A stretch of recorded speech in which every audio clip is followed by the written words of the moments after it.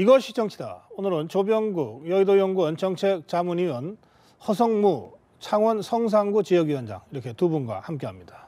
어서 오십시오. 예, 반갑습니다. 예.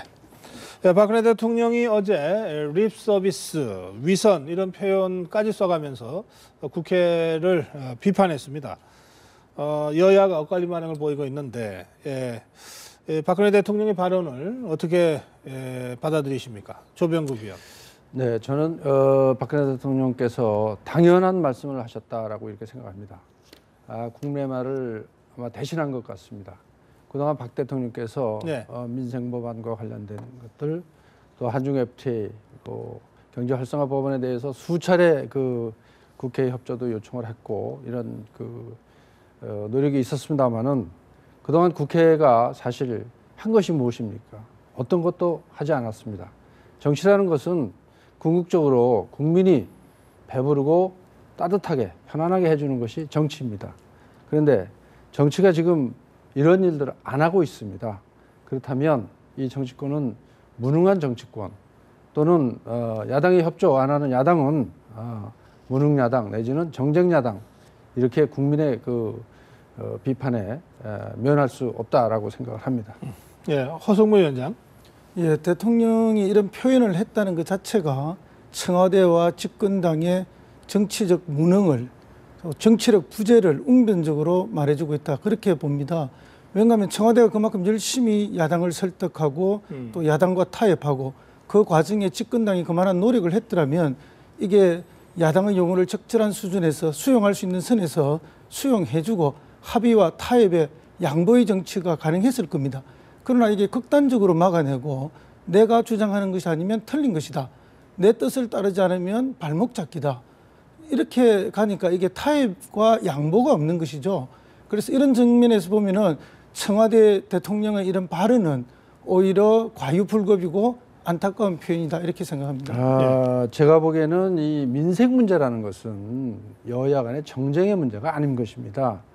더더군다나 2004년 그 당시에 노무현 대통령 시절인데, 그 당시의 일을 보면 행정수도 이전이라는 것을 가지고 노무현 대통령께서 뭐 본인 스스로도 말씀하셨지만 재미 좀 많이 보신 그런 공약이었는데, 그 당시에 그 안에 대해서 위헌 결정이 났었습니다. 그럼에도 불구하고 그 당시 야당인 한나라당, 그리고 당대표인 박근혜 대표 어떻게 했습니까? 협조하고 그것에 대해서 통과를 시켰습니다. 그죠? 그런 예도 있는데 지금에 와서 이런 야당의 비협조는 맞지 않다고 생각합니다. 예, 좋은 지적을 주셨는데요. 행정수도 부분은 우리가 지방 분권, 그리고 지역 활성화, 또 수도권 과밀을 해소하는 여러 가지 정책적 수요가 맞아떨어졌던 거죠. 박근혜 대통령 역시 그 점에 동의하셨던 거고요. 고 박정희 대통령 때도 그래서 우리가 수도의 일부분 행정 기능을 과천으로 가져가기도 하고 대전으로 가져가기도 했던 것이죠. 예. 예, 그런 정책의 일관성이라 이렇게 보시는 것이 오히려 더 타당하다 봅니다. 그렇다면 지금 이 박근혜 대통령이 지적하시는 이런 경제 활성화 법안 관련되는 것은 우리 지금 어려운 청년 일자리 문제 해결, 또는 이제 국민의 민생 안정에 관한 그런 법률들 아니겠습니까? 그렇다면 아까도 말씀드렸지만 정치권이 어떻게 해서든지 국민의 행복과 안위를 위해서는 협조를 해야 되는 것이라고 생각합니다. 이제 방금 말씀 주셨는데요. 야당도 당연히 협조하고 그 법안의 내용이 좋다면은 왜 반대를 하겠습니까? 야당이 지적하는 몇 가지가 있지 않습니까? 그죠? 이것은 가짜 민생 법안이라는 걸 여러 차례 말씀드렸습니다.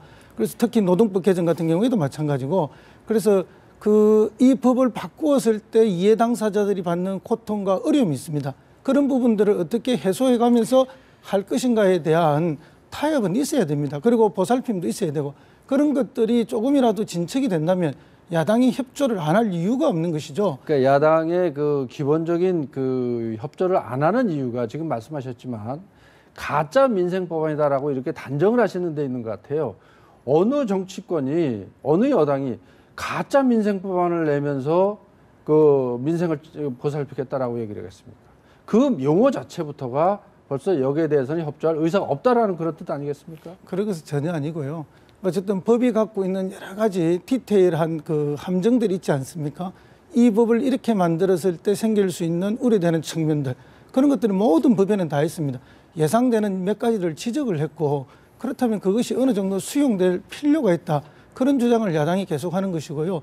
특히나 그것이 노동자나 서민들에게 어려움으로 다가오는데 끊임없이 민생이라고 포장만 한다고 해서 그것이 진짜 민생이냐 하는 그런 우려를 저희들이 말씀드리는 것입니다. 알겠습니다. 제가 여야 정치인들하고 이런 주제로 토론을 해보면 여당 의원들이 늘 이제 그 어려움을 토로하는 것 중에 하나가 의제 상정 자체를 못하게 한다는 대목이 있어요. 그러니까 저는 허성무 위원장이 야당으로서 여당과 정부가 추진하려고 하는 법안에 문제점을 지적하는 것은 너무나 당연한 일이고 또 그 직분에 맞는 일이라고 생각하는데 하려면 뭘 상임위가 됐건 어디가 됐건 내놓고 토론을 시작해야 되는 거 아니겠어요? 근데 물론 이제 야당에서는 상임위 상정 자체를 저지하는 전략을 구사할 수가 있습니다. 때로는.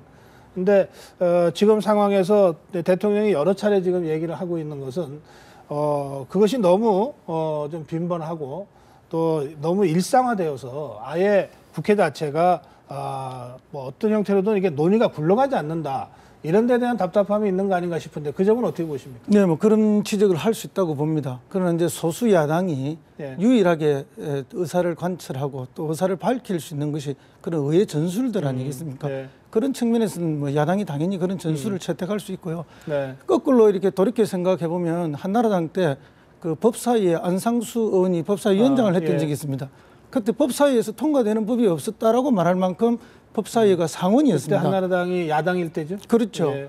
그랬던 것도 역시 그때 한나라당의 의회 전술이었거든요. 이제 그런 측면에서 보면은 서로가 이해해 줄 수 있는 측면이 있다. 그렇게 한 말씀 하시겠어요? 글쎄요. 민생을 가지고 이것이 뭐 각 정당 간의 전술이 과연 그 맞는 해당되는 게 맞는지 하는 것에 대해서도 좀 생각해 볼 문제가 있고요. 또 하나는 과거에 뭐 한나라당 시절에 한나라당이 야당의 시절에 뭐 그랬었다. 그것도 하나의 우리 정치권의 잘못된 관행이라면 그것도 차제에 우리가 손보고 다시는 그런 실수를 범하지 말아야 되는 거 아니겠습니까? 저는 그렇게 생각합니다. 그 지적은 참 좋은 지적이시고요. 저도 동의를 합니다. 그래요. 알겠습니다. 자, 이 박근혜 대통령이 국무회의에서 강조한 의제 중에 하나가 한중 FTA 비준 처리 문제입니다.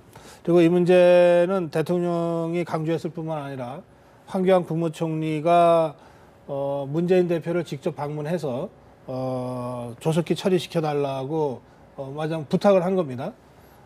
문재인 대표가 이에 대해서 야당이 제출한 법안에 대해서 좀 정부가 협조해달라 이렇게 역으로 제안하기도 했습니다만은 이 문제와 관련해서 저희들이 준비한 리포트가 있습니다. 잠시 같이 보시겠습니다.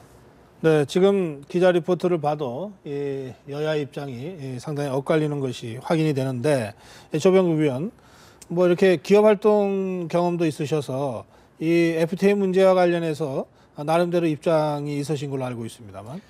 글쎄요, 제가 이제 기업에서 있으면서도 뭔가 이렇게 계약 간에 이제 갑과 을 간의 어떤 계약 관계가 성립이 되면 그것에 대해서 이제 예를 들자면 뭐 납기에 제대로 된 물품을 납품을 한다든지 아니면 그 행정적인 지원들이 제대로 된다든지 이런 것들이 수반이 돼야 되는데 그러면 그 일선에서 뛰는 사람들은 참 갑갑하지요. 이게 언제나 해결되네. 참 이게 과연 그 경우에 이제 합당한지 아닌지는 이제 좀 있습니다만 이거 국가 간의 문제이기 때문에 사실은 이게 연내에 반드시 해야만 되는 겁니다. 이것은 이게 뭐 우리가 해외 시장 개척하고 수출 경쟁력 높이자고 하는 것이 FTA 아니겠습니까? 기본적으로 그런 반면에 또 우리가 이걸 연내 안다면 아까 이제 텔레비전에도 나왔습니다만은 일일 뭐 40억에서 50억까지의 손해, 또 연간 뭐 1조 5천억까지의 금전적인 손해가 있다.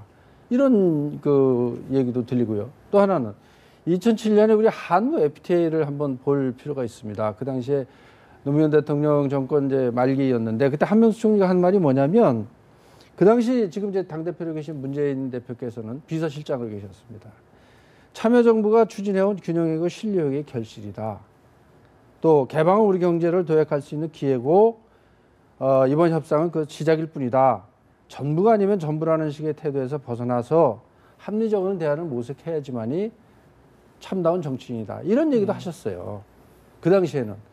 그럼 2007년에 참여정부가 할 때는 절대선이고 2015년에 새누리당 정부가 하면 이건 절대 악이라는 얘기냐 이런 얘기도 예. 성립할 수 있습니다. 그건 전혀 아니고요.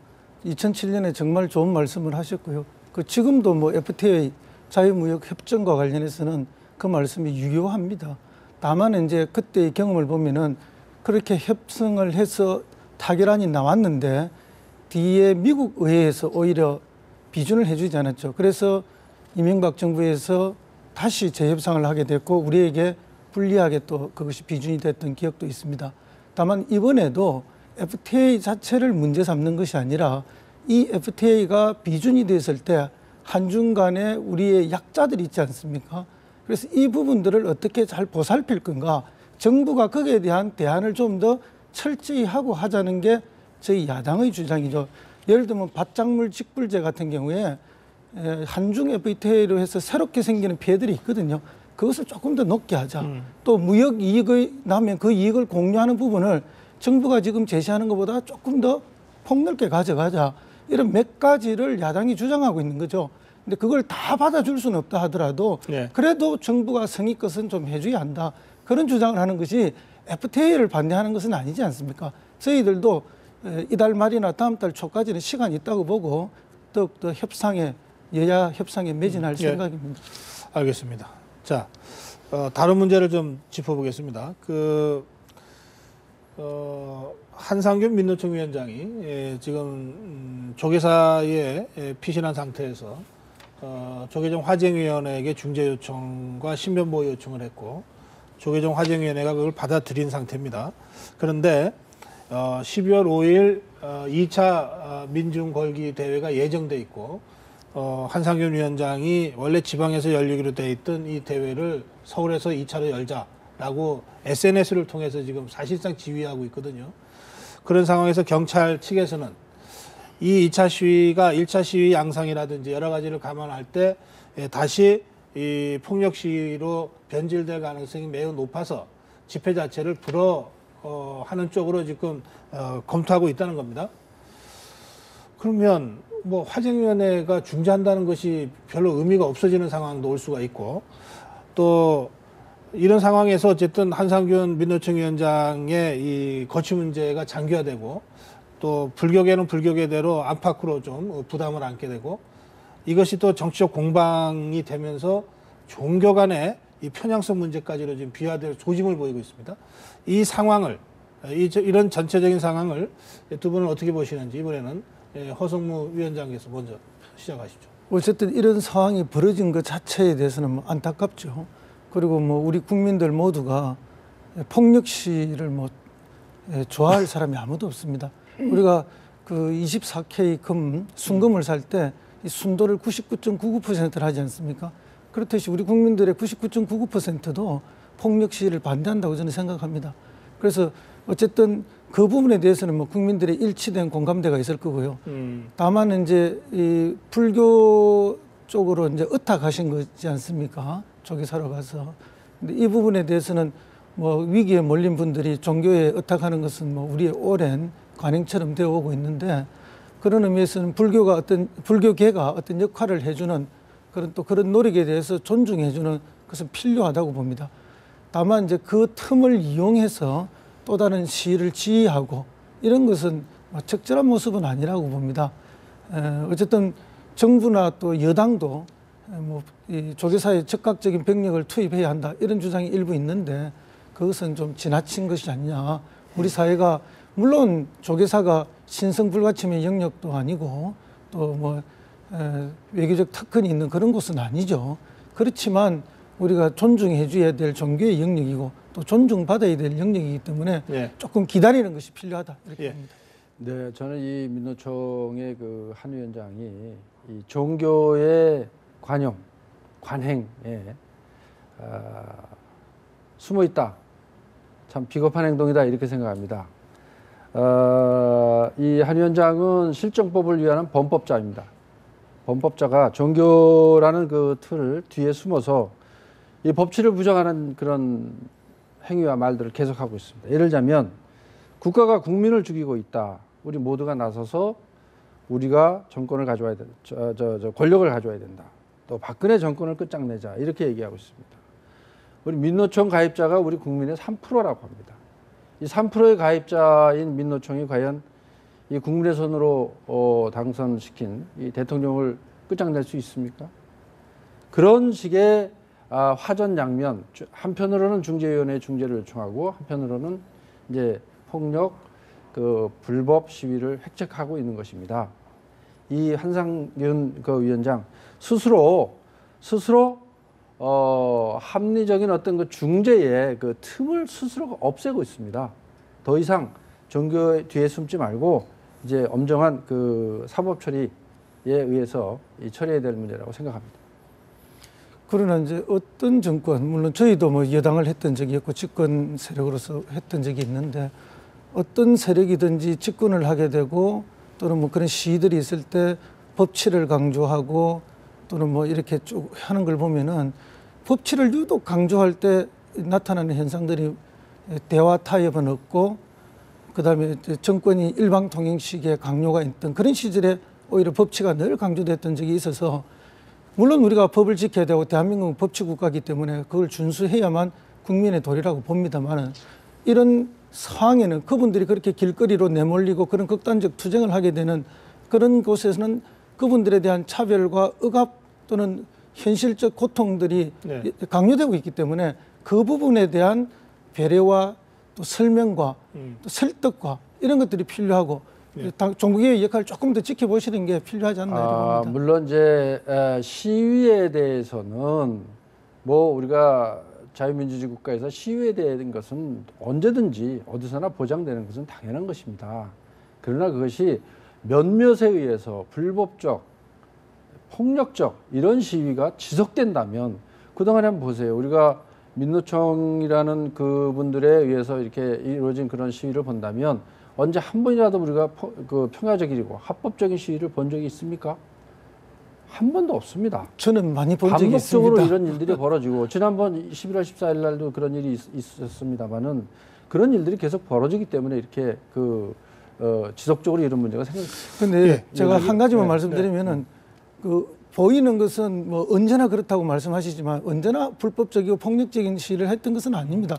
합법적으로 잘 하고 평화적으로 하고 마무리된 시위들이 더 많았습니다. 그러면 지금 11월 14일 시위가 정부에 의해서 시위를 진압하는 경찰에 의해서 그렇게 변질됐다고 보십니까? 이제 닭이 뭐냐, 달걀이 뭐냐 이런 이야기가 될 수는 있지만 그런 폭력이나 불법성이 노출되는 그런 유도된 측면도 있지 않느냐 하는 알겠습니다. 지적도 있다는 말씀을 11월 드리고요. 14일 날 부분적으로 이 불법 폭력 시위가 있었다는 것은 허성무 위원장도 인정하시는 것 같고요. 그러나 민노총이 주재한 모든 시위가 다 불법 폭력 시위였던 것은 아니다. 지금 그렇죠. 이 주장을 하신 네. 거니까요. 뭐 그 점은 좀 제가 불필요한 논란을 할 필요는 없을 것 같고요.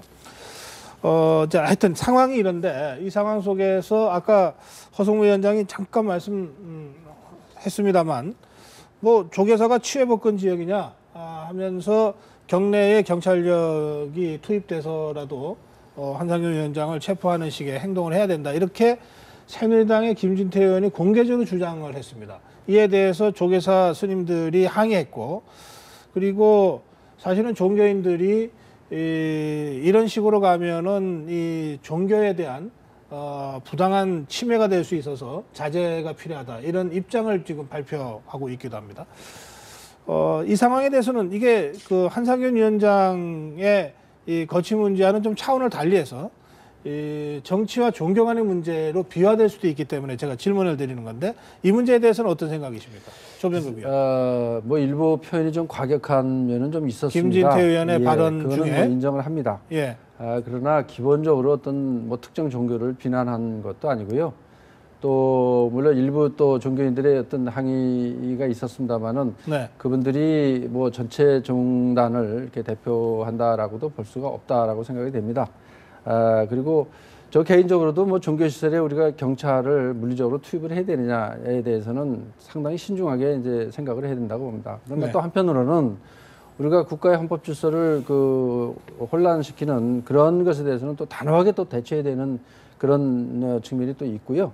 그래서 지금 김진태 의원의 발언도 아마도 우리 국가를 혼란의 폭력 시위 대한 근절 이런 측면에서 이제 초점을 맞췄다라고 보시면 아마 적절할 것 같습니다. 제가 예, 보기에. 초점은 그렇게 맞췄는데 네, 그렇습니다. 표현 과정에서 부적절한 좀, 부분은 있었다. 예. 그렇습니다.